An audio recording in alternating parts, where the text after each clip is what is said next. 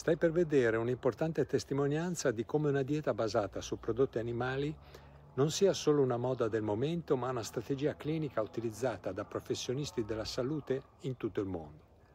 Asia compresa. Janet Almaisen è una nutrizionista filippina e una dei relatori alla Keto Convention di Manila di quest'anno. Con lei parleremo di sana alimentazione e di come integrarla nella vita di tutti i giorni per migliorare la nostra salute.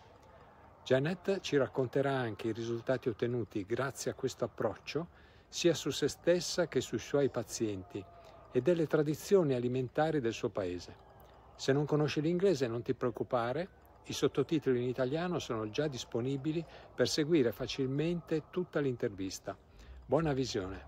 Okay, very well. So today we are here with Janet, registered nutritionist and dietitian from the island of Mindanao, Philippines.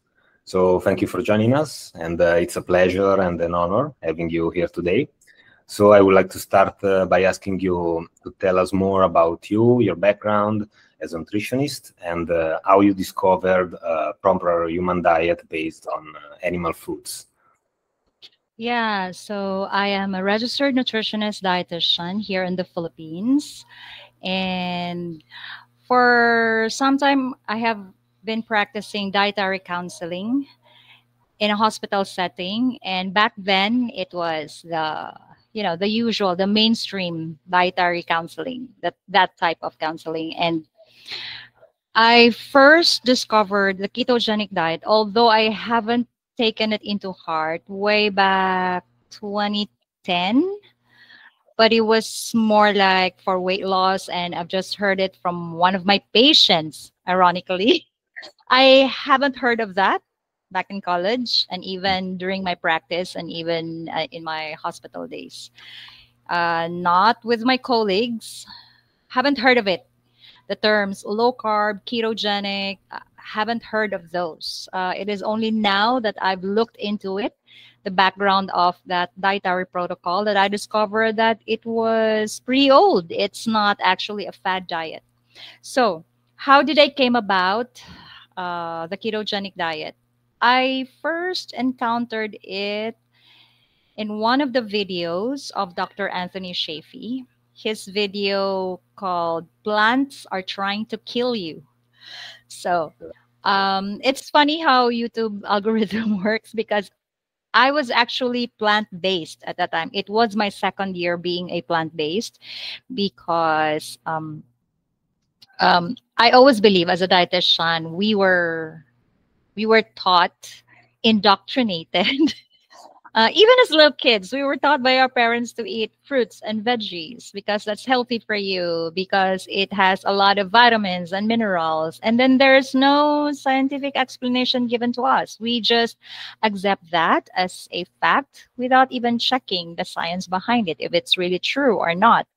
And then, like a parrot, we just keep on repeating that tagline to everyone. And for us health practitioners, we say that to our patients. And so, yeah, I truly believe that going plant-based was the healthy way. And then I wanted to expand my recipe, my bread recipe. So I went online, went to YouTube, and researched for more vegan recipes that I can make use of. And then that's where I stumbled upon the video of Dr. Anthony Shafee, "Plants Are Trying to Kill You." When I clicked on it because I got curious, of course. It was quite the opposite of what I've been telling myself and my patients. And then I got curious, I clicked on it, and then about 5 minutes of him, Dr. Anthony, speaking about it, I raised my brows and dismissed it. And then I went on looking for my recipe again. But at the back of my mind, I was actually bothered, and I told myself, how can I defend my choice of dietary protocol if I do not know what they are, what these meat-based people are talking about. So Sure. I finished his video, and I have to be honest with you, I was semi-converted right then and there. Um, I do know that meat, fish, and eggs, the meat especially, is an excellent source of your protein and fats.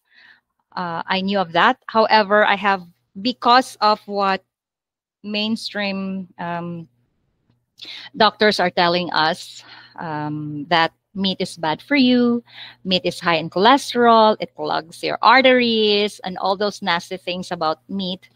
Um, that's where the confusion lies, because how can a food that's rich in protein and fats, which are needed by the cells, by our body, be at the same time bad for our health? So I went to some websites, and researched about the so-called anti-nutrients, those compounds that can actually, yeah, trying to kill the human body. And yeah, I found out about these anti-nutrients, and then for about 1 to 3 months, I kept on researching and researching, and then I finally stumbled upon the ketogenic diet.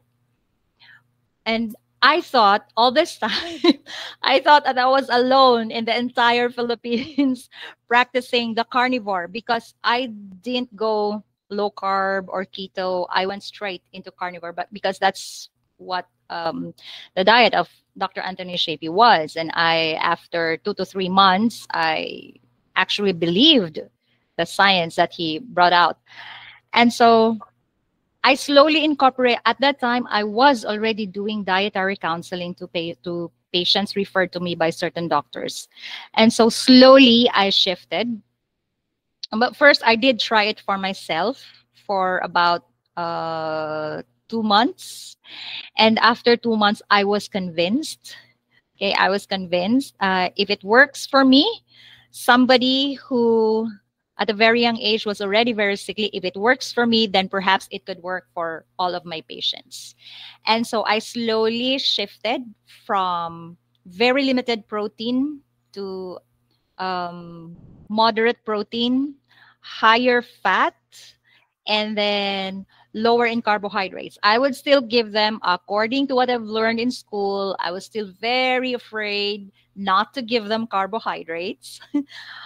So just, just baby steps. And of course, it's a standard. We always tell our patients, even as high carbers, we tell our patients to go away from the SAD diet, the standard American diet, which are actually full of crap, full of trash for the body. Those foods that we considered processed, especially the ultra processed food. Why the mention of the standard American diet? Because I just realized that the Philippines actually simply copies what the Americans do. Admittedly, the American culture has been is already deeply rooted in us, and we still have, up to this time, we still have that colonial mentality among us Filipinos. And so we're trying to counter that. We're trying to fight that in different levels. But you cannot totally erase the influence of our colonizers before.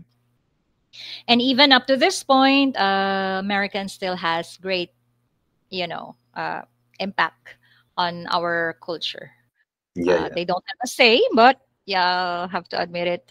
If it is stateside, we locally call it. If it is stateside, then it must be good.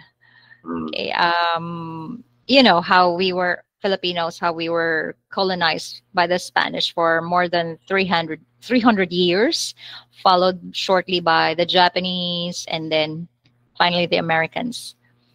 Okay, so that's it. So that was my entry point. I was carnivore for 6 months straight, and then And and thinking to myself that I was the only one doing this, I was so afraid to share it to my co-dietitians, because I have a lot of dietitian friends, but I was so afraid to share it with them because it really goes against all our standard hospital dietary protocols that we give to our patients. So it's quite opposite.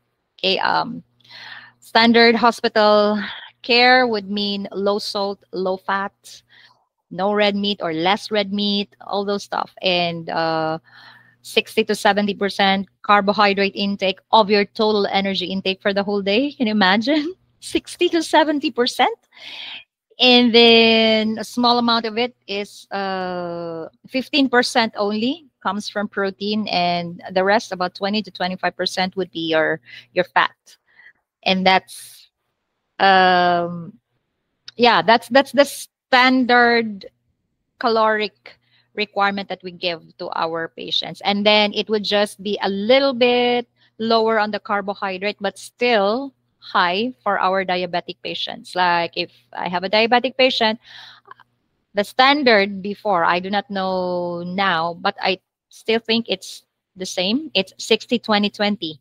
That's 60% carbohydrates, 20% protein, 20% fats. And that's quite scary for no wonder. That's why it's scary for a diabetic patient. No wonder there's no remission there, no remission of their diabetes, because it is sugar that made them diabetic, and yet we still insist on giving them at least 60%, because we're so afraid that they wouldn't have any energy if we remove the carbohydrates, or at least lower them by 10 or 5 to 10%.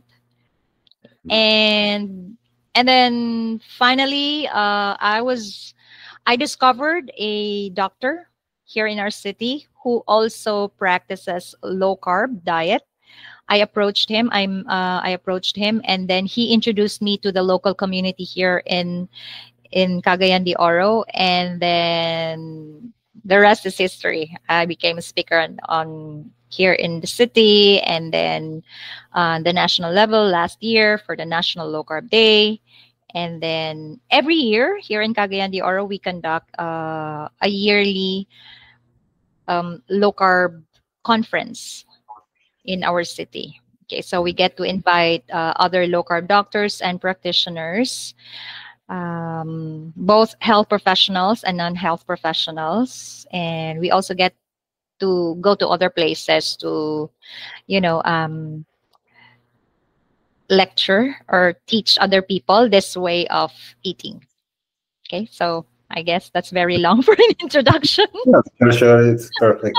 And, you talk about your patients and the implementation of the diet in your practice. So maybe can you tell us more about what kind of diseases you treat, what kind of improvements you could see both in your patients and in yourself, because since you changed diet, you can tell us more about it. Yeah. Well, 4 months into my dietary protocol, 4 months into carnivore, I realized I finally realized, oh, I think it's been a while since I had not had any migraine. That was the first thing that I noticed. I didn't have migraine. Then I checked my gums. It's no longer bleeding. And then I'm very energetic. I no longer take naps in the afternoon. What else? Less brain fog. And then it's just, you're just in high spirits most of the days. Okay. I had iron deficiency anemia. It was gone after 6 months. What else did I have? Oh, I have dandruff. Growing up, I never had those, but after I got pregnant, I had them. And no matter what I do, no matter what shampoo I use, it just won't go away. And then about 6 months into the carnivore diet, it just, slowly went away. It slowly went away, but I do remember there was 1 week during my second year of into carnivore there was a week where I had eaten a lot of carbohydrates. I was with a prayer group, and we are not to be disturbed for a week. It was a silent retreat, and we are to eat everything that's been served to us. So I have no choice. I have no say in that. And so I did. Um, After just 7 days of eating, mind you, these are whole foods. They're not even processed foods. Okay, so these are whole foods. You know, the bananas, boiled bananas, your fruits, your coconuts, other rice, of course, and then the most processed that we have eaten there, I think, would be the peanut butter, and that's even low carb. Okay, the peanut butter and the sandwiches. Okay, that's the most processed that we have eaten there. Just a week going back to a high carb diet, my brain fog came back. I could no longer sleep for months. I think 1 week of just eating high carb, it took me 4 months to resolve my insomnia. I really couldn't sleep. And I don't want to go back to sleeping pills because they are very addictive. You become dependent on them. And then also my depression came back. Not as mm, not really as how would I say this? Not as severe as when I first had it, but I did struggle. Okay, I did struggle for 5 or 6 months. Okay, so that's how long it took me. And so I went back just 1 week of eating, going back to eating your high carb foods. It has that effect on me. But after 6 months, slowly, my head cleared again. Okay, so the brain fog can easily be lifted. So that's it would only take just about 2 weeks, then it's no longer there. But the depression would take some time, especially because I refuse to take medications. And so I did everything. I exercise. I did my breath work. Name it. I go to beaches. I go to rivers. I swim there. I go to a garden. We don't have forest here, so I go to a garden and do my grounding. I do everything in my power just to go back to the normal me, the so-called normal me. Okay, and I did. I did triumph over depression, and then but the thing is, whenever I would eat even small amounts of carbs, I could feel it coming back.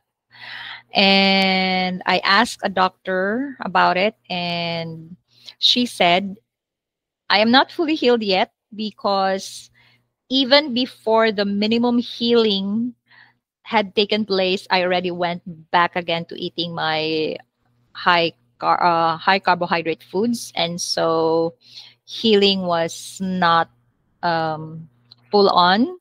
Wasn't my gut wasn't healed yet, and so right now I'm still recovering.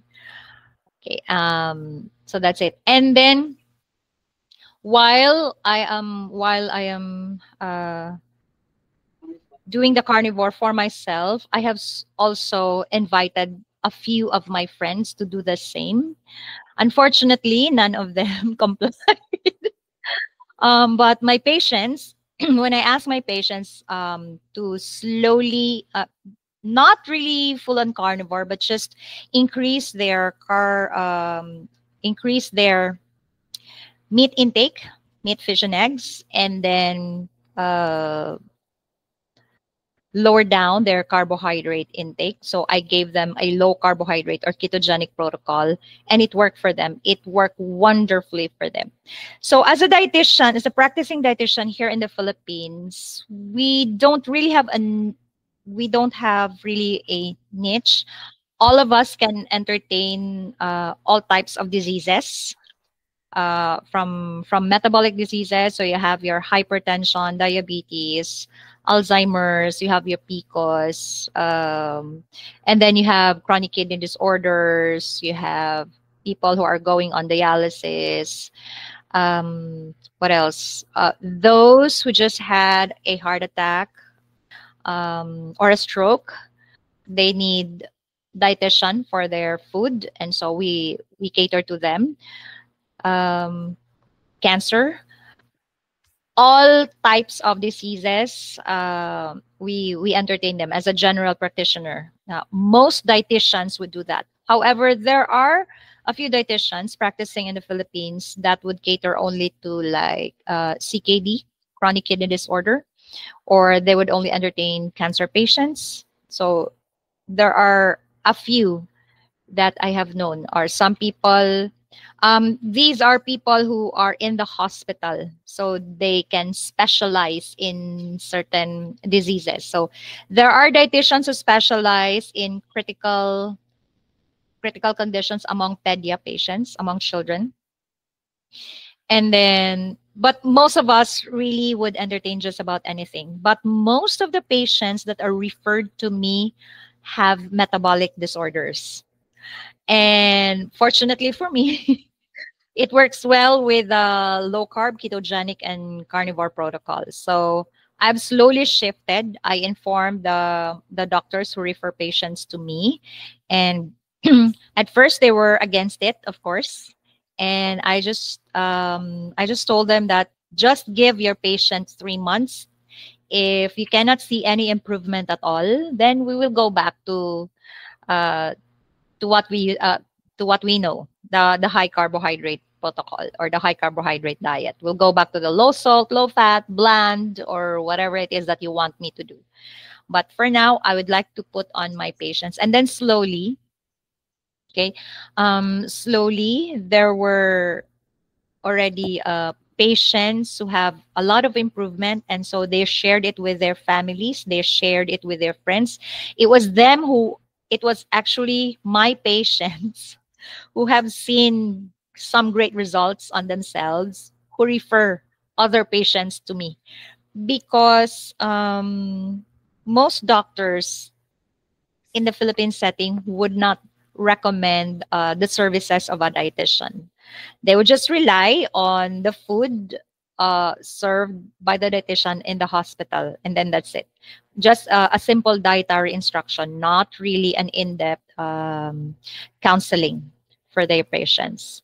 There are a few doctors, though, who would diligently refer their patients to us, okay, but not all. Most wouldn't. But I have to admit that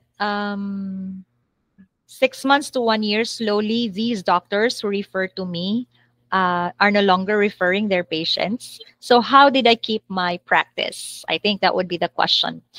Like I said, it was the improvement of the patients. So one patient would tell, they would post in their Facebook, PCOS gone, anxiety is gone, diabetes is very much controlled to the point that we could actually claim it's being reversed, because they wouldn't, the blood sugar, the HbA1c, the FBS, and the glucose monitoring is already normal. So how can you label somebody diabetic if their sugar is not already high? Okay, so they have reversed their diabetes, or at least if the doctors wouldn't want to accept the term reverse their diabetes, then control their diabetes successfully without any medication at all. I have worked with patients successfully with having PCOS, obesity, and overweight, of course. I have successfully worked with 2 cancer patients. I have lots of cancer patients, actually, but at the middle of the program, they dropped the program, saying that their doctor told them to go back to eating anything that they want. Okay, so it wouldn't be the patient's fault. It wouldn't be my fault anymore. I think it would be, it's the influence of the doctor medicating them or administering their chemotherapy. Right after the chemotherapy, the doctors and the nurses would tell them, eat a lot, eat anything you want. That's the common line that they would hear from their doctors, and so they wouldn't go back, and they would discontinue availing of the services that I offer. It's very sad because all for the first month they already had improvement, not that big yet, but you can see their improvement, and they're not lethargic. They still have energy. We know that when you go through a chemotherapy, you'd lose as the chemotherapy, as the session goes up, your energy level also goes down. So it's just sad. But most of my patients who are compliant, they've been successful. In fact, I think you saw one of my patients back in Manila. And she was really, when we first met, last year during the NLCD, the National Low Carb Day, she was really big. Okay, she was really big. And then when she approached me first, and she said, "I'm sorry, but I'm big. I'm really big."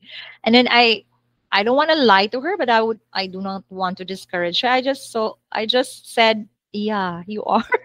I just confirmed it. But after 3 months. After 3 months in the program, she started losing weight, and then 6 months of doing the program, she finally was, had that freedom, she called it. I'm finally free. No more all of those complaints that she had. She was no longer feeling them. Okay, and she had been very, very consistent, very, very compliant. And she's just one of those really compliant patients. Now, when the patient is compliant during the program, they do not cheat. Okay, when they do not cheat, yes, they will have great results. And so I see results in everybody. Sometimes really, really great results. Sometimes just minimal results. But everybody has benefited from the low carb, ketogenic, or carnivore protocol. Okay, so everybody did. They probably wouldn't, of course, in the 3-month period, you wouldn't exactly say that they have cured or healed from all of their diseases. No, because healing takes time. Like Dr. Campbell would say, for the gut, it takes at least a minimum of 2 years to heal the gut, to finally close the gaps or the wounds there, the lesions there, that leaky gut that they're talking about. So you told us about your patient, but what about kids and teenagers? Maybe you have patients who follow a keto or a carnivore diet that are very young? Yeah. There was a local pedia practitioner in our city. He used to refer patients. He used to, not anymore. He used to refer patients to me. Most of the patients that he refers to me are children having chronic constipation, like as in chronic constipation, like 6 months to 1 year to even 2 years of having constipation. Can you imagine that? A year to 2 years. So the age is I think the youngest patient that I had that he referred to me was 1 year and 6 months. But at the time that the mother came to me, the kid was already 1 year and 9 months. So they delayed their consultation with me. And when these patients, when that baby, when the mother of that baby came to me, I didn't follow the doctor's advice, because when the doctor refers to me, he already has this caloric distribution. So it's 60, 25, 15. Okay, so 60, 25, 15, that's your carbohydrates, fats, and then protein, 15%. What I did, I explained to my patients, I asked the patient to do this for at least 3 months, not just 1 month. Do this 3 months, and then after the 3-month period, that is the only time that you tell the doctor that I changed the diet. And for those parents who did follow my protocol, saw an improvement. They've stopped already their laxative, because their kids were on laxative for more than 6 months. Can you imagine that? A baby or a toddler or a 4-year-old? The average probably would be 4 years old. Okay, those are my common patients. So toddlers, 2, 3, 4 years old. I've had patients as young as 4 years old already having fatty liver, non-alcoholic fatty liver, 4 years old. And then I only had one, that's the youngest. And then on average, it would be age 8, 9, 10, 11, 12. Those are the ages where my pedio patients having fatty liver disease. I think those are the mostly my pedio patients. Those are the conditions of my pedio patients. It's chronic constipation and fatty liver disease. So they're getting younger. When I was in college, I never knew about non-alcoholic fatty liver disease. What I knew is you're gonna get fatty liver if you are an alcoholic, if you drink a lot. I remember my OJT, on the job training in the hospital. Both my first patient was a diabetic with fatty liver disease, with hypertension, with mild chronic kidney disease. And a month of taking care, I think that's 3 weeks of taking care of her, she died. And my next patient given to me, the next case given to me was a patient having liver cirrhosis. So pretty much like cancer of the liver. He also died. And so, but both patients were not alcoholic. Okay, both patients had fatty liver, but both patients do not have, they had fatty liver, but they're not alcoholic. And so it was a challenge for me, because what I know about fatty liver disease is you are supposed to be an alcoholic to have that disease. And so when these children referred to me having fatty liver disease, I was no longer surprised, because at that time that they were referred to me, I already knew about the carnivore diet, the ketogenic and the low carb protocols. And so I placed them on a low carb protocol, ignoring what the doctor recommended for their dietary distribution or caloric distribution. And so I recomputed for their caloric distribution, favoring more on the protein and fats, and lesser on the carbohydrates. And I instructed the mother to make sure that the carbohydrates only comes from vegetables, and very little rice if possible, because some kids would really like their rice. You know how it is with Filipino. We love our rice. So you cannot just, you cannot erase that or remove that right then and there. So my approach with these kids would be slowly but surely. And so for those parents who complied, they saw an improvement. And then eventually I think 1 or 3 patients, mothers of these kids, when asked by that referring doctor about the diet, he discovered about the ketogenic and low carb protocol that I've been giving. He was happy with the improvement, but he was not happy with the protocol that I gave. So he stopped referring patients to me. That's okay.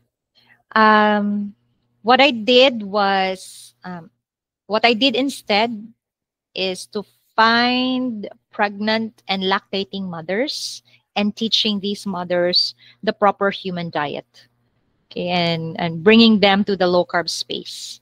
I don't limit their carbohydrate that much as a start, so that I can, I can still play around with the rice and the vegetable, and very, very limited to no fruit at all, especially for the first 2 years of their life, because I know that oh, I'm gonna get a flack of this. I know I'm gonna get bashed with this, but fruit is not really ideal for humans, especially in big amounts. Little amounts and in season, maybe yes, and maybe yes if you don't have any metabolic issues, any health conditions. But if you already have them, I wouldn't recommend your vegetables. So my patients range from as young as infants to as old as 89 years old. Okay, so my oldest patient would be 89 years old, followed by an 86-year-old, and then I have a lot of 70s in their 70s, and a lot of those who are in their 60s. Okay, but my patients are getting younger actually. So I have 35s, 32, 28s. I have children. Okay, and for the diseases, most people refer to me are obese patients, hypertensive, PCOS, cancer patients, chronic kidney disorders, most of thyroid issues. So those are mostly the people who came to me for help. Mm-hmm.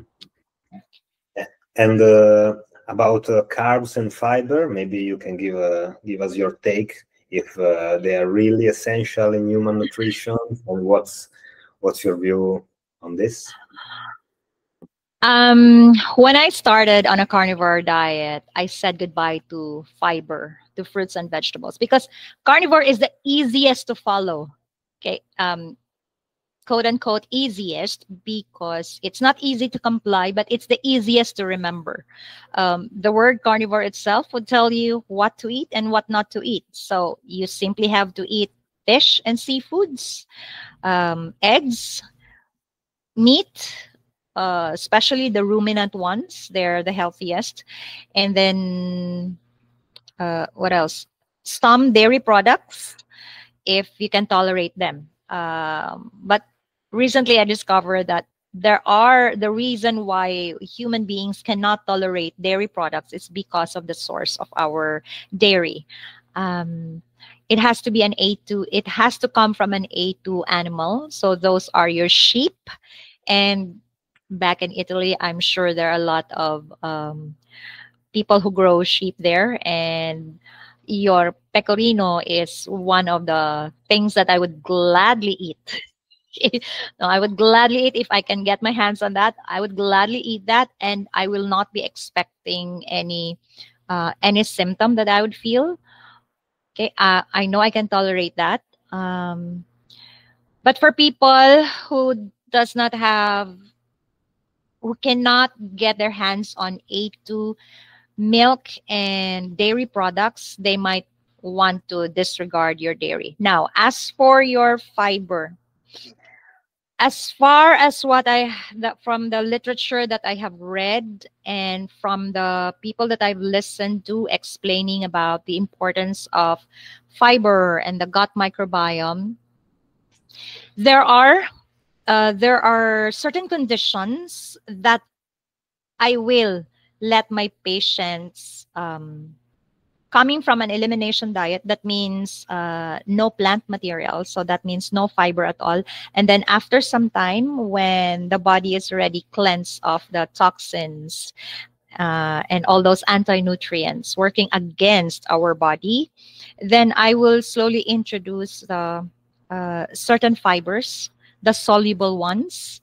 In fact, I would even go as to the point of recommending a supplement in a supplement form if the real vegetable cannot give justice to what we're trying to achieve, because there are certain conditions that you need your soluble fiber. Okay. But there are also certain conditions that fiber is a no-no, such as your IBS, your irritable bowel syndrome, and all those digestive issues. For people who have leaky gut, it's not just about the gluten. It's not just the gluten that I want to eliminate. I would like to remove all fiber. The issue about fiber is, but we do need vegetables. We need the fiber because they're the food for our gut microbiome. That's their contention, right? But I think there was only one study about fiber and gut microbiome, and the science is not that strong. What is strong, though, is these fibers are being fermented in your colon, and the end product would be your that end product is the food that your gut microbiome is eating. Now, that same fermented product is available when you eat your fats, especially fat from your meat. So when the liver produces your ketones, it's going to the end product would in your colon, in your colon. The end product that would reach there would be your beta hydroxybutyrate. Okay, so your BHB. By the way, the fermented veggies, it's the butyrate that's been eaten by your microbiome, and it's the same thing as your BHB, your beta hydroxybutyrate. So when we have ketones in our bodies, when we eat fats, eventually we're still going to feed our gut microbiome with our BHB. Not all gut microbiomes, though, certain ones. Okay, and that's why if there are certain symptoms that the patient still is feeling, and then we can boil it down to certain conditions, then that is the time I will ask the patient to go back to eating the fiber. But for my 2 years of giving the protocol, I have only given that to 3 patients. These are the people whose weight who cannot achieve whose weight is not going down at all. Okay, from the time that we started the protocol until the 3rd month, they're improving in other aspects. Okay, but they haven't lost weight. The maximum that they have lost would be like 10 kilos, and then they'd get stuck for that. So for those patients, I would ask them to eat certain vegetables, certain fibers, and also I would recommend supplementation, a certain probiotic, just to help them with losing their weight, because they really are obese, they really are overweight. But doesn't apply to everybody. I mean, come on, you and I haven't been eating fiber and we're okay. Our gut is doing well. I do not go number 2. I don't poop every day, every 3 days perhaps, or sometimes even just once a week, sometimes every other day. But the point is, I don't have hard stools. I am not experiencing any constipation. So as to the fiber, sometimes I eat my broccoli, not because I need them, but because I miss them. Just because, oh, I miss my broccoli. And I don't eat a whole lot of it. I just pick 2 or 3. I just pick 2 or 3 of that, and then I'm good. Sometimes I can eat my carrots. And in the low carb space, carrot is actually being demonized because it has a higher carbohydrate content. But for every 100 grams, I think it only has about 10 or 8. I'm not so sure. Couldn't remember well. Okay, 8 grams. That's very low. Okay. What vegetable do I still eat? A few of the spices, but not every day though. Okay. I'm trying to get away from spices. Just salt only. And in fact, when I do my burger patties or my minced meat, ground beef or ground pork, I do not add salt to my cooking. I only add salt when I eat them. Okay, so that's for the vegetables. So for the fruits, I only eat them seasonally, and I do not eat imported fruits. No matter how healthy they are being labeled, because imported fruits would mean that it is being picked outside the country while it is not yet ripe.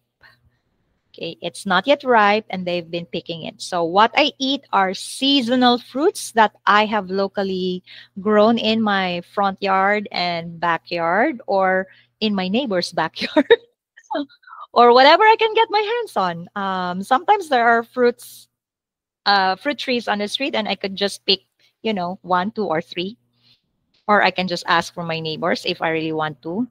But that's very, very minimal. And if you notice, fruits do not, the fruit trees do not bear fruits all year round. There are only certain months that they would produce fruit, like my guyabano,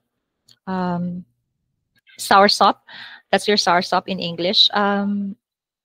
Our soursop only produces fruit once a year, and we'd be lucky to have a whole fruit if the bat is not going to beat us in eating that fruit. The bats love the guyabano or the soursop.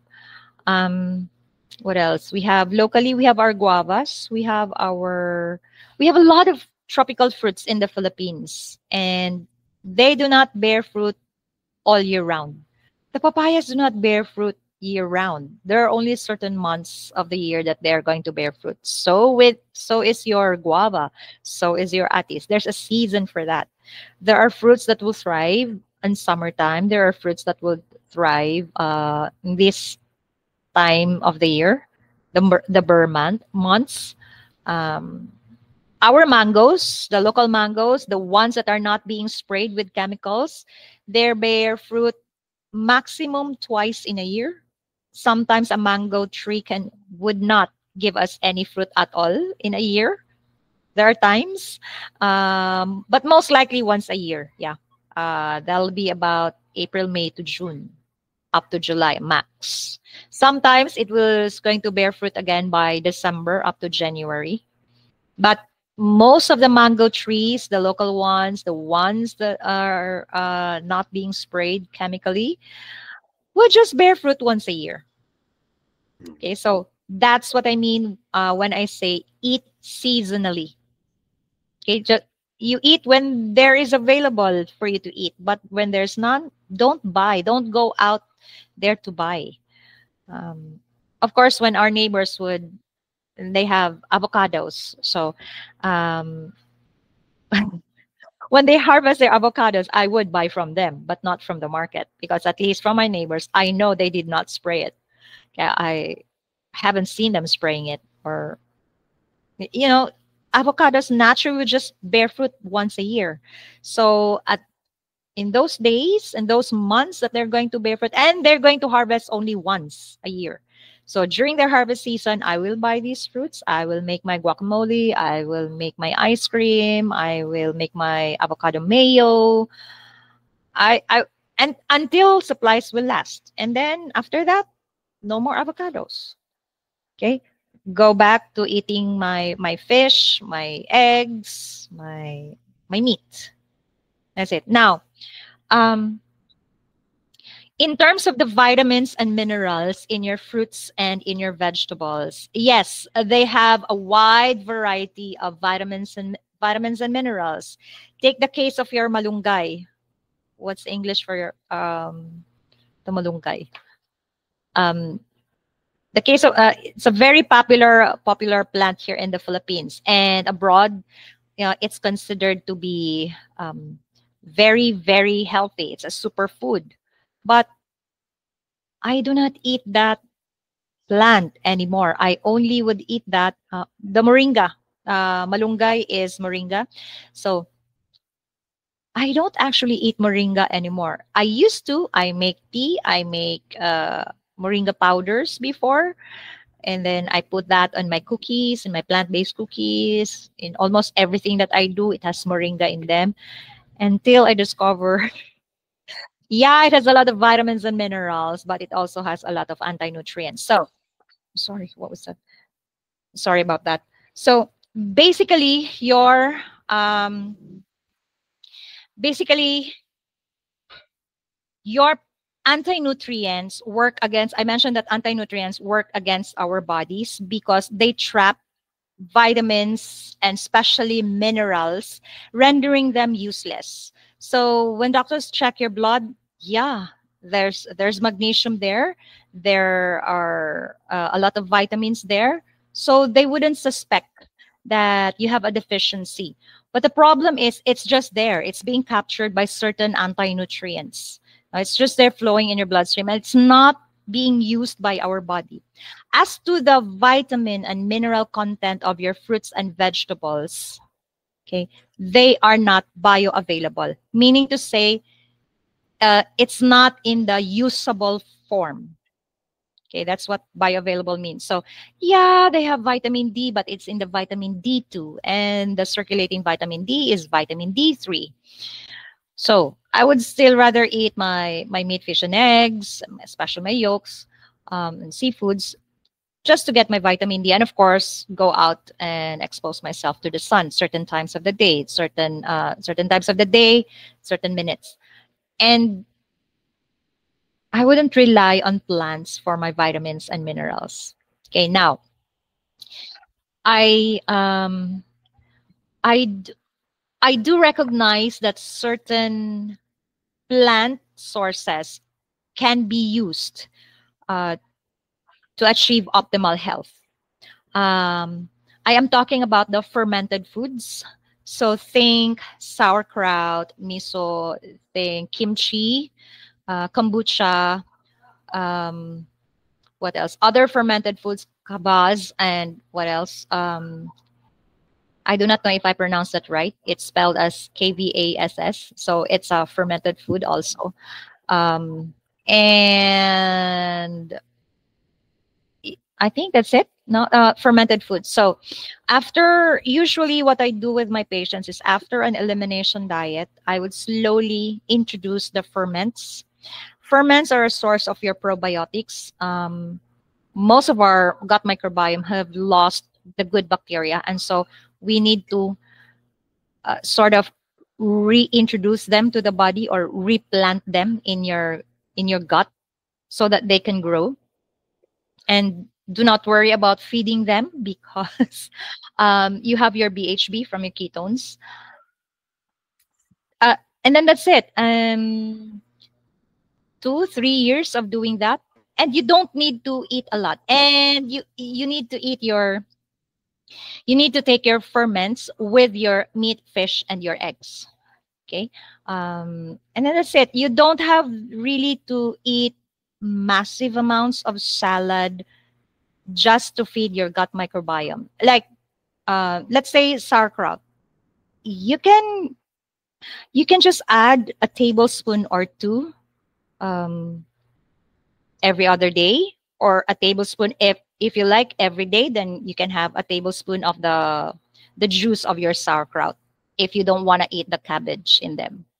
Okay, yogurt is so fantastic, both for inside the body and outside the body. There are certain cultures around the world that will make, they're going to bathe in yogurt. It's good for the scalp, it's good for the hair, it's good for the skin. So when I make my yogurt, the first yogurt that I make, I would normally place it on my face, make it as a mask, and then after some time, wash it off and never use my soap. That's it. That's how you keep your skin healthy, right pores, because although we are made trillions of cells, there are more bacteria in us than the cells that we have in our body. I'm sure you know that your dad is a doctor. He probably has told you that you have more bacteria in you than the number of cells that you have. Okay, so yeah. So in conclusion, for my stand on fruits and vegetables and fiber and the nutrients that they have, in terms of the nutrients, they will just be, yes, they do have vitamins and minerals. They do have nutrients. But number one, it's going to get canceled out because of the presence of the anti-nutrients. Okay. And the plant, other compounds that are considered to be toxins, we call them the plant toxins. That's natural in them. You don't have to spray a plant. All plants have toxins in them because they cannot run. They need to defend themselves. So theirs is a biochemical warfare. So they have toxins in them. They have certain compounds in them that's not good for our body. And although the human body can tolerate them, remember that a poison is still a poison. So you're trying to poison yourself slowly. And you do not know what level you can tolerate until you get sick. So I don't want to take that. I don't want to take that risk, and so I stopped for a while. I stopped eating my veggies. But like I said, I'm not that strict anymore because I believe that I have been healed already, though not yet completely. I still my journey still continues, but I can tolerate a little bit of my fruits and vegetables now, unlike before, that when I eat certain fruits, no matter how small, I'd get digestive issues. So that's in conclusion, no, you don't really need them. You can thrive. The human body can thrive without the fiber, without the vitamins, without the nutrients that you can find in your plants, because they have anti-nutrients as well that will simply suck out all those your magnesium, your selenium, your zinc, your iron. It's going to be sucked out by your anti-nutrients. And then the number two, it's the form of their vitamins is in the precursor form. It's not the usable or the bioavailable form. So the body still needs to process it. The body still needs to convert that into the available form. Okay, so not necessary. You can have a little bit if you want. Only if you are not, if you don't have any metabolic issues or digestive issues or any health issues. So after healing your body, you can slowly add them back in. Slowly, and I mean really, really slowly, in small quantities. Okay, until you can have a certain amount that this is your limit that you can tolerate this, and then that's it. Okay, and talking about the food you can find in the Philippines, can you tell us more about the pre-colonial diet of Filipinos? Like rice was really that big part of a diet? Or not? Yeah. Rice is, well, the claim that the rice, you're familiar with the Banawe rice terraces, or rice terraces made by the Ifugaos. So this is now being challenged. They claimed it to be 2,000 years old, but right now it's being challenged. It's just 300 or 400 years. But that's beside the point. The point is, yes, we do have a pre-colonial food culture, if I would like to say. So we have a food culture, and yes, it comprises mainly of seafoods, fish and seafoods. Hello, we have a lot of more than 7,000 islands. We're surrounded by seawater, so we have plenty of those. So we have fish and other seafoods, but also we have a lot of root crops. Mainly, we have our yams. That's our ube. We have our kamote. That's our sweet potato. What else? We have the bananas. The bananas that we have are not the fruits. the bananas that we cook. Okay, but and of course we have rice. So that's really a main staple. But back then our rice, our grains were not GMO. They're not genetically modified yet. Unfortunately, the rice now is, most of the rice that we have, if not all, is already GMO. And because it's GMO, it's being sprayed with glyphosate for the most part. And glyphosate is an antibiotic, unfortunately. And the also rice contains certain lectins, that's your gluten. Okay, but our ancestors, our Filipino ancestors, do not overindulge in rice. Yes, they eat rice. Yes, they eat root crops. But these are all whole foods. They're non-GMO. But they also eat a lot of fish. Okay, they also eat a lot of seafoods and animal game. So they hunt.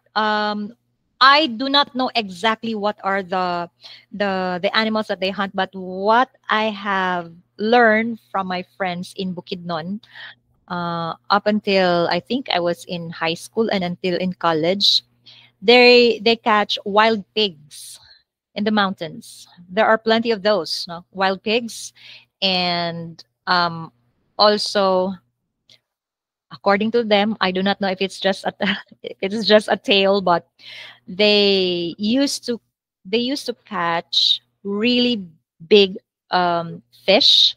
It's a kind of eel from a river, from your non-salt water. So those are the main foods. Cassava also, it's part of a staple. Um, I know cassava is very deadly. If you do not process it correctly, then you get to die, or as in really really die. Recently I haven't heard of people dying from cassava, but I think for the past 10 years I still have heard news, local news, certain children, certain family dies after eating cassava. Contains cyanide, so it's pretty scary if you come to think of it. So if you want to eat your cassava, take the risk, or prepare it yourself just to make sure that there are less cyanide. Now, the cyanide is mostly in the outer membrane of your cassava, but it doesn't necessarily mean that there are no cyanide components in the cassava. But it's the thing is, your body can already tolerate because it's in very very very small quantities already, very small amounts, so the body can now tolerate. And our body works wonderfully, our body is wonderfully made. It has the capacity to flush out these toxins, although it takes time. For some toxins it takes time, like your oxalates, no, especially in local. We have our local spinach here, we call it alugbati. So that's why the alugbati only grows in rainy season, because you are just supposed to eat them on rainy season. It takes about 4 months to totally eliminate the 50 grams of oxalate that you can eat. That 50 grams is what your body can actually tolerate, and it takes about 4 months to flush it out from our system. However, uh, 1 cup would mean 1 cup of this alugbati or your Malabar spinach would have, I think, 600 grams of your oxalate. So pretty much way up there. And if you eat that every single day or at least once a week, your body will have difficulty. So your body will accumulate that oxalate. And then eventually, when you eat something that triggers joint pains, it's there. Okay, it contributes to your joint pains. It contributes to the poor eyesight. It contributes to a lot of diseases in the body. Actually, the doctors don't just want to admit it and don't recognize it because you cannot actually test it. A very good book that I've read about it was made by, oh gosh, I forgot her name. There was a lady. She's also a dietitian, and she really poured a lot of her time studying about the oxalate because she too had a lot of oxalate in her body. Okay, Sally Norton. Now I remember her. So it was Dr. Sally Norton. She's also a nutritionist. She has a book about that, about your oxalate. Let me check if I have that here near me. Ah, yeah, here. It's called Toxic Superfoods by Sally Norton. Okay. Okay, so yeah, so I got curious. So that's oxalate is just one of your anti-nutrients. You also have your gluten, you have your solanines, you have your tannins, you have your oligosaccharides. You have a lot of them. The World Health Organization actually has the complete list of them, and yet the World Health Organization, unfortunately, still pushes for a vegan or plant-based dietary protocol, which contains your oxalates and the hundreds of your anti-nutrients and toxic compounds that can be found in your plants. Yeah. And about talking about Philippines, Yeah. you know, is still considered, let's say, a third world country. So maybe you can tell us more about the challenges this country is facing at the moment and the malnutrition, if it's still rampant or. Back in college, what I learned when we were talking about undernutrition. So malnutrition is both overnutrition and undernutrition, but particularly as a third world country, the Philippines has 4 persistent malnutrition or undernutrition problems, namely your protein energy malnutrition. Because of poverty, we just most of the Filipinos just couldn't afford to buy decent amounts of your meat and even fish, unless you're somebody who is a fisherman, or your family or one of your family members is a fisherman, or you live near the sea. You can buy fish very cheaply. Okay. But when you are also in the mountains, that's hard to come by. So there are a lot of Filipinos who do not have access to salt water or sea fishes or seafoods. They only have access to farmed fish, such as your bangus and your tilapia. And I don't recommend them for obvious reasons. They have antibiotics. They're fed unnatural foods, foods that we are going to eat also if you're going to eat those farm fish. Now, so that's for your protein and energy. It really, for the impoverished families, they couldn't afford to consume the calories that they need to consume in order to sustain life. Okay, to develop, for children to develop, and then for the adults to sustain life. So that's one of the problems. But in the low carb space, in my practice, I do have patients who cannot really afford meat every single day. So I work closely with them and coach them on how to eat meat and how to source meat so that they can still have the nourishment that they need, but they will not spend a lot. So there are certain ways that you can go about it. Say, like, if their budget, the max budget that they have for their food in a day is only this much, then I work with them and then try to come up with a meal plan that they can afford. Okay, so because of the poverty problem, because the families are not cannot financially able to buy certain food, and that's why this malnutrition problem persists even until this day. Okay, especially these days. You know, the political status in our country right now. Okay, I know you don't have an opinion and you're not allowed to say your opinion about it, but I'm sure you are aware of what's happening in the Philippines right now. So that is one persistent: protein, energy, malnutrition. So when you speak about energy, that simply means the caloric requirement that our body needs in order for the body to thrive, for the children, in order for them to grow and to develop. Okay. And then next you have your vitamin A deficiency. They keep on, see, from the time that I was in college up until this time, I already have a son who is in college. So can you imagine the disparity of how many years has this been? And still it's these are still the top 4 pervading problems in our malnutrition problems in our country. Coming from some of my dietitian friends who work in the communities, because we have public health nutritionists, what they employ are, sadly, cookies, breads fortified with vitamin A. So you have your vitamin A deficiency, iodine deficiency. Unfortunately, Philippines, like Italy, we are rich in seafoods and fish. But unfortunately, I do not know what happened, why people still have iodine deficiency and iron deficiency. So those are still most Filipino women, especially teenagers, especially when they start having menstruation, they will develop iron deficiency. And that's just very sad, because it's very easy to grow chickens wherever you are. If you cannot grow chickens because it's very noisy, because you're in the city, you can actually grow quails.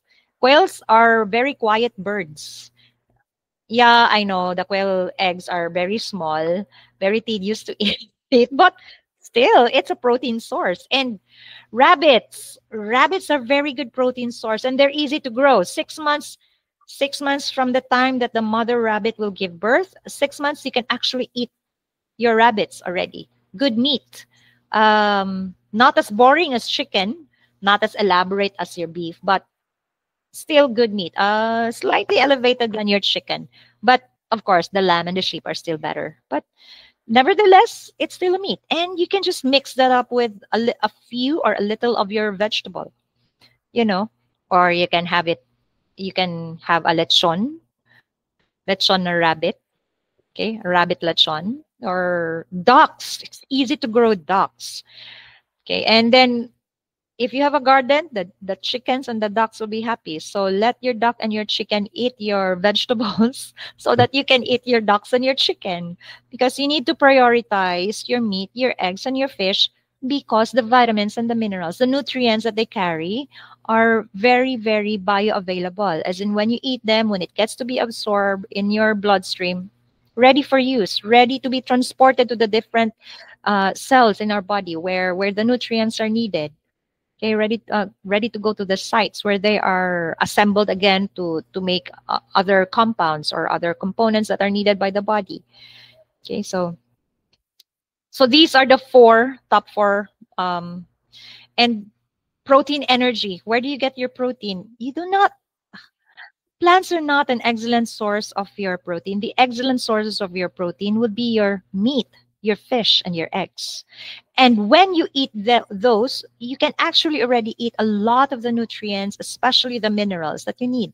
And most of the meat that we have also has fat. That's why we encourage to eat from nose to tail. Do not just eat the belly. Do not just eat the skin of the pig. You eat the entire part of the pork. I mean, the head, the knuckles. You can boil them, and there'd be a lot of, you can make your meat stock, and you can put a very few vegetables in it just for taste, and then you consume the soup. That's a very, and whatever meaty part that you can ingest from your head, from your knuckles, from the ribs, from the other bones, it's a very good source of your protein, especially collagen. That's the one that will heal your gut, your small intestine, your leaky gut. Yeah, protein, energy, malnutrition. Vitamin A.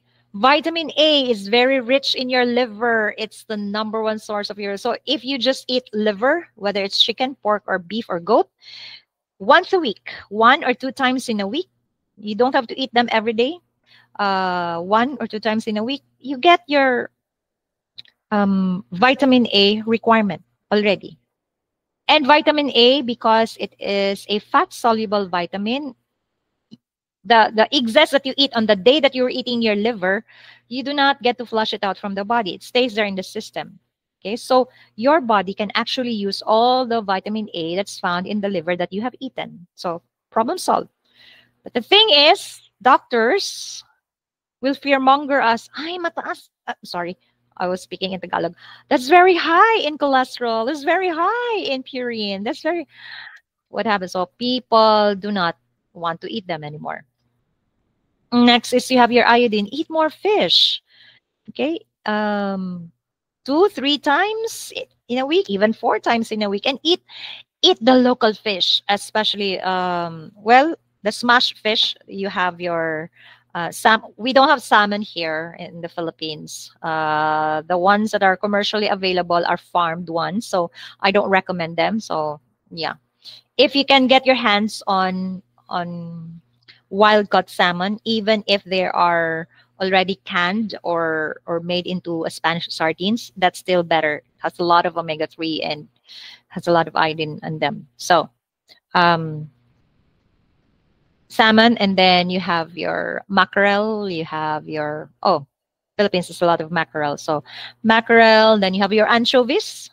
I'm sure you're familiar with that. I know that Italy's tomato sauce, pizza sauce, have anchovies. That's one of their secret ingredients in making really, really tasty pizza sauce.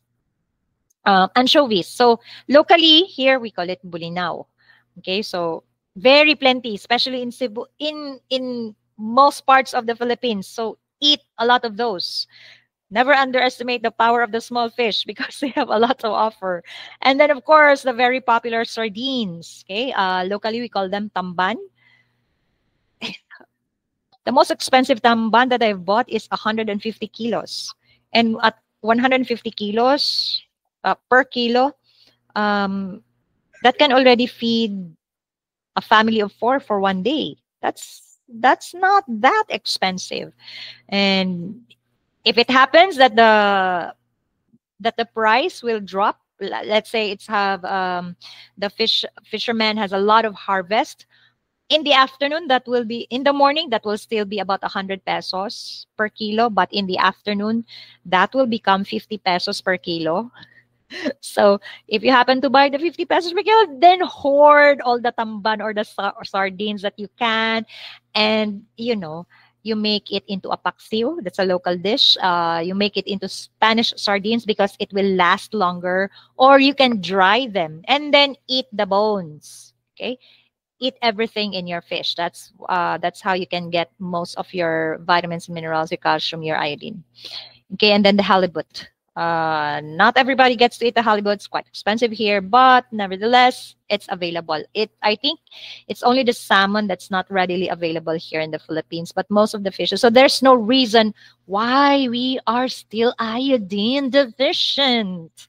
I do not get it. I don't understand it. You simply have to go to the market, or if you live nearby the seashore, there are local fishermen that you can befriend and get their numbers, and so that they can call you every time they get a harvest of these fish, and then you buy them at really low price.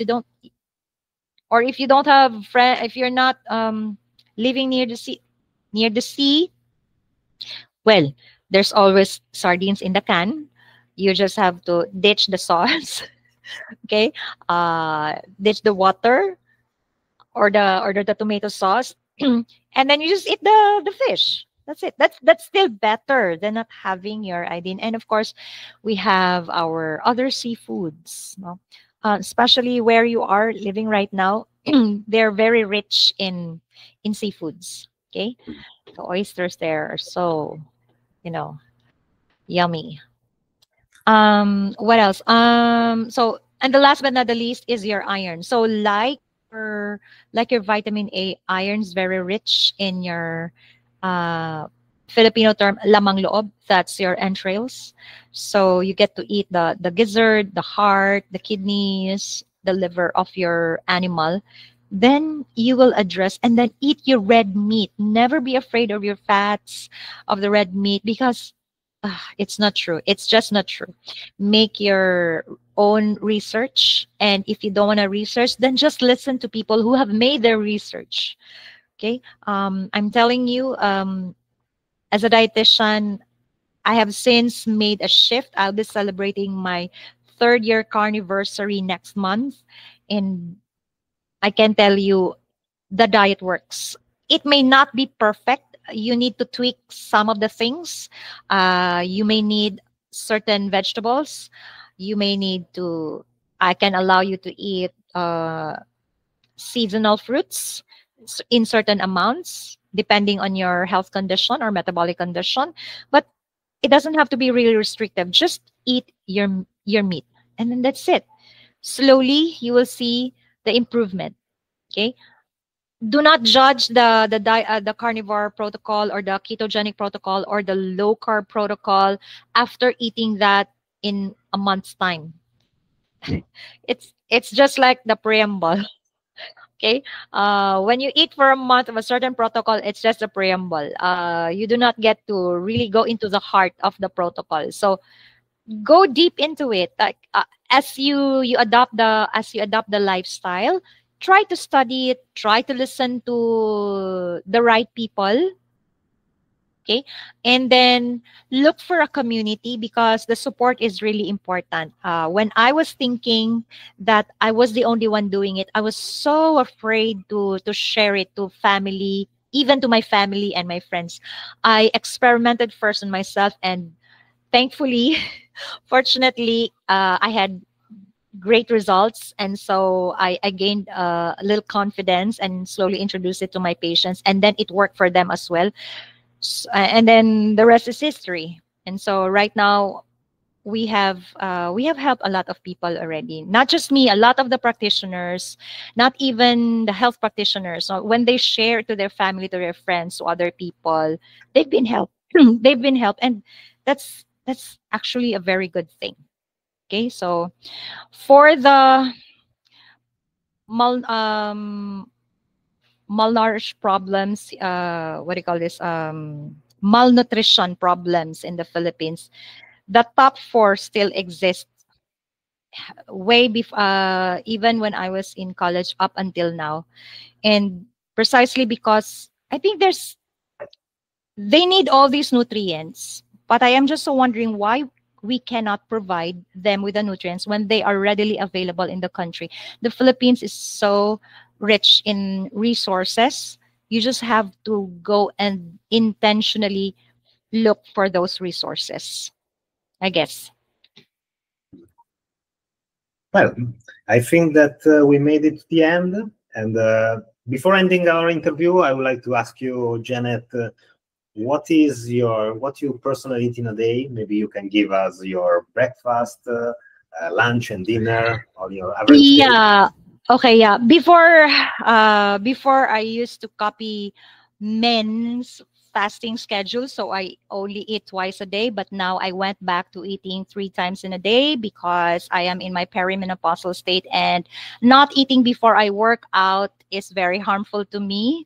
I get headaches, I get dizziness, I feel lazy, I have low energy. So what are my meals in a day? An hour after, within the hour when I wake up, I would normally eat eggs.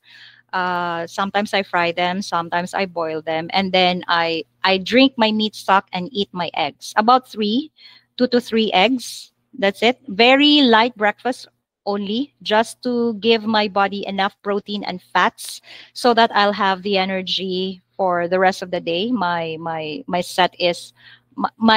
energy is already set very early in the morning, and then I take my another meal around 10 or 11 o'clock, and my last meal around 3 or 4 o'clock in the afternoon. So for lunch, I would normally have eggs again, pair it with ground beef, either in burger patty or just saute them Nothing fancy, just saute the meat and that's it. Not even salt. Like I said before, I only put my salt after cooking when I am already eating. So I salt to taste. And then for dinner, I'll have my meat stock again, 2 eggs, and I'll have a chicken or a fish, or sometimes other seafoods. But mostly it's just, so in a day, mostly I would eat a meat stock. That's my soup. I'll eat lots of eggs, and then I have my ground beef, and then other meats. So my top favorite would be bacon. I'll have bacon breakfast, lunch, and dinner if I can. It's my favorite.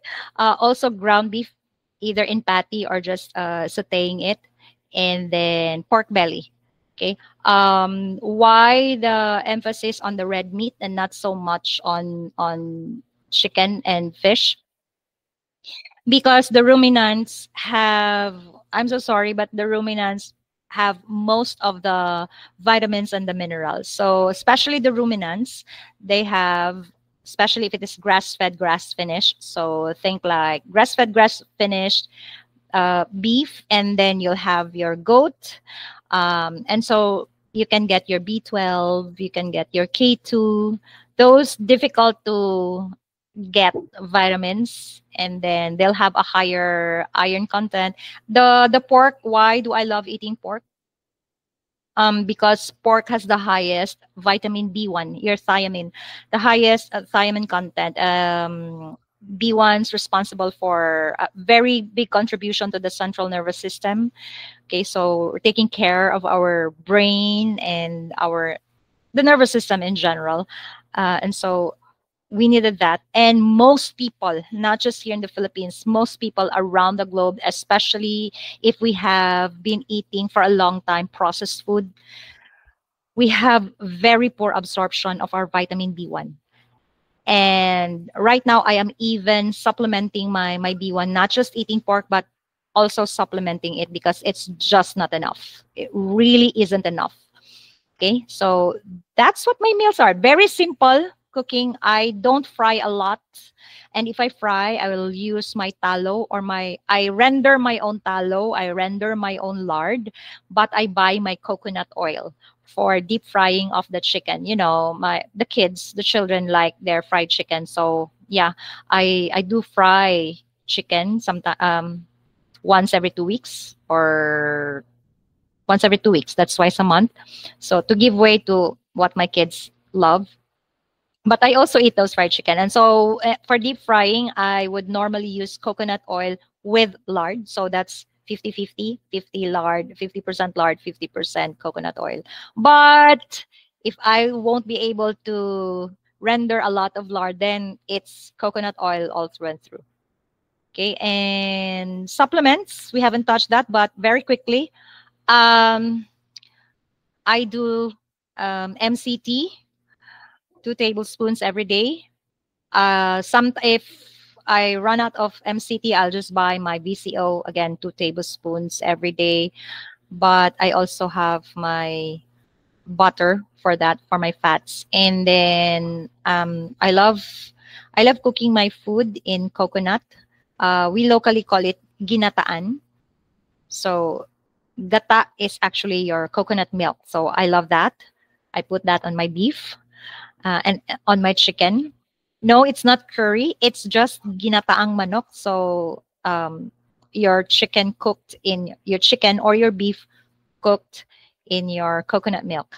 So I usually want to have that once a week, let's say on a weekend, Saturday or Sunday. But on ordinary days, it's just eggs, my meat stock, and my ground beef, and my ground beef and my belly or bacon. That's the usual. Okay. Nothing fancy. I don't eat steak, as it is very expensive and it's not sustainable. And also my kids do not like even the ribeye steak. So I only buy that on my birthday. Okay. Got it. Okay, so thank you very much for your time. It's been a pleasure, Janet. And Thank you for having me. hope to see you soon on the channel. Yeah, hopefully we can reconnect again sometime. And Yeah. I'd also like to invite you come January 24. We have our yearly low carb conference here in Northern Mindanao. So you might want to attend that also. I will post details on that later part of the year or maybe first week of January. Okay.